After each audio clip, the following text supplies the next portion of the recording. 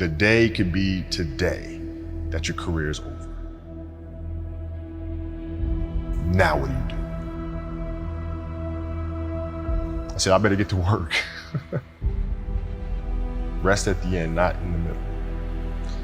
And that's something I always live by. I'm not gonna rest, I'm gonna keep on pushing now. There are a lot of answers that I don't have, even questions that I don't have. But I'm just gonna keep going. I'm just gonna keep going, and I'll figure these things out as we go, right? And you just continue to build that way. So I try to live by that all the time.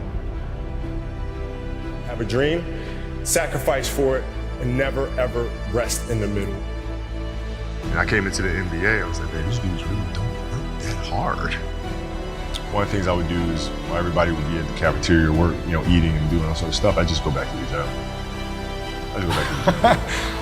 How can I show you that, no, I have the edge? Well, you do it through training, right? So when I get up in the morning, my daughter goes with me. 4 a.m.? 4 a.m. My 15-year-old goes with me. She goes with me before school, and it becomes a daddy-daughter thing. That's cool. Through that process, she understands the value of hard work. And so it's through those behaviors is where I find the motivation to do it. I think the definition of greatness is to inspire the people next to you. I think that's what greatness is or should be. It's not something that lives and dies with one person. It's how can you inspire a person to then in turn inspire another person, that then inspires another person. And that's how you create something that I think lasts forever. It's not sit around and it's all happy-go-lucky type of thing. Your leader, your job is to get the best out of it. Got to deal with it, face it, learn from it.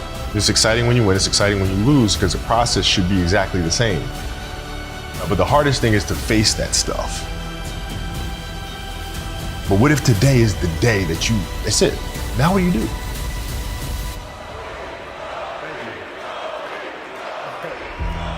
What can I say? Mamba out.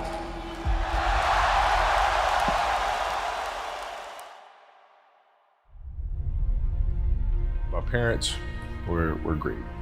Growing up, they instilled in me the importance of imagination, of curiosity, and understanding that, okay, if you want to accomplish something, I'm not just going to sit here and say, yes, you can do whatever you want.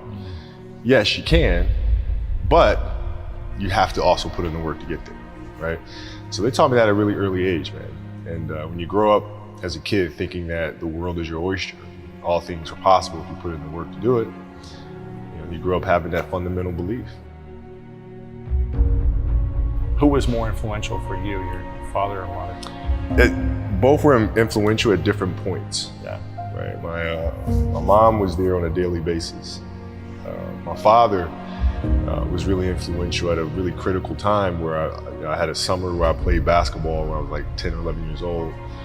And here I come playing and I don't score 1 point the entire summer. Not one. You didn't score once? Not one. Were you in the game? I was in the game. How'd you not score? Because I was terrible. Not a free throw, nothing. Not a lucky shot, not a breakaway layup, 0 points. And I remember crying about it, being upset about it. My father just gave me a hug and said, listen, whether you score 0 or score 60, I'm gonna love you no matter what. Wow. Now that is the most important thing that you can say to a child. Because from there, I was like, okay, that gives me all the confidence in the world to fail. I have the security there. But to hell with that, I'm scoring 60. Let's go. Right. And from there, I just went to work. I stayed with it. I kept practicing. I think that's when the idea of understanding a long-term view became important. Because I wasn't going to catch these kids in a week. I wasn't going to catch them in a year. Right. So that's when I sat down and said, okay, this is going to take some thought. All right. What do I want to work on first? All right, shooting. All right, let's knock this out. Let's focus on this. Half a year, 6 months, do nothing but shoot. All right, after that, all right, creating your own shot. You focus. So I started creating a menu of things. When I came back the next summer, I was a little bit better. And then 14 came around, back half of 13, 14 years old, and then I was just killing everyone. And it happened in 2 years, and I wasn't expecting it to happen in 2 years, but it did, because what I had to do was work on the basics and the fundamentals. While they relied on their athleticism and their natural ability. And because I stick to the fundamentals, it just caught up to me. And then my body, my knees stopped hurting, I grew into my frame. And then your athleticism once you have the fundamentals, the hard work, the mindset, and you tack on the athleticism, it's game over. Then it was game over. Wow.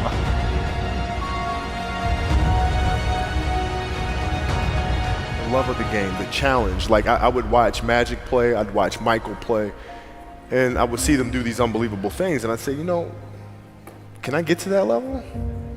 I don't know, but let's find out. Let's find out. And so that curiosity to see where I could push this thing led me down that path, I think. With the 13th pick in the 1996 NBA Draft, the Charlotte Hornets select Kobe Bryant from Lower Merion High School in Pennsylvania. Greatness lies ahead for this young man. Well, I learned that you have to work hard and you have to approach the game with a serious mindset. There was a stretch in 03 where Shaq was out with an injury. And Phil called me up to his office and said, okay, we need you to really turn on the afterburners and start scoring the ball if we have to win. So I did, and I wound up scoring, I think it was 9 straight games for 40 plus points. 9 straight? 9 straight games. And then Shaq comes back, his second to last game of that. And then Phil calls me up to his office and says, Kobe, okay, I need you to dial it back. I'm like, why? Like, we're winning. I don't understand. It's because our goal is to win a championship. But if you continue to do this, we'll lose Shaq. We'll lose him. His motivation, his excitement. What triggers him, right? So I need you to pull back so we can pull Shaq forward for June. Wow. I mean, that was the big challenge, is you move from, you know, being the single dominant player to understanding, okay, I have to help these other guys. How do I lift everyone else up? It's tough. It's more like you put yourself to the side and you put yourself in their shoes and understand what they're feeling. And then you have to make certain decisions of, okay, what buttons do I need to push for this player to get them to the next level? So it's not sit around and it's all happy-go-lucky type. The leader, your job is to get the best out of them, even if they may not like it at that time. He was very demanding because he expected everyone to put in the same effort as he was, and that was unrealistic. You're not behind me, you're not in front of me, you're right there parallel with me. Practice was very competitive right away. You know how Kobe is. We was jawing, we had it going sometimes. He didn't let me slip a lot. Times where I get ejected or about to get a technical foul or going off the deep end, he would be there to, you know, set me straight a lot, which helped me out a lot. So we get in the timeout, he's like, hey, I'm open. I'm like, okay. And so we go out and same thing, hey, I'm open. Okay. And you go, come back in, hey dude, you gotta throw me the ball. I said, man, fuck that, get it off the rebound if I miss, bro. Listen, I don't deal with people that don't commit at that level, but then act as if they do.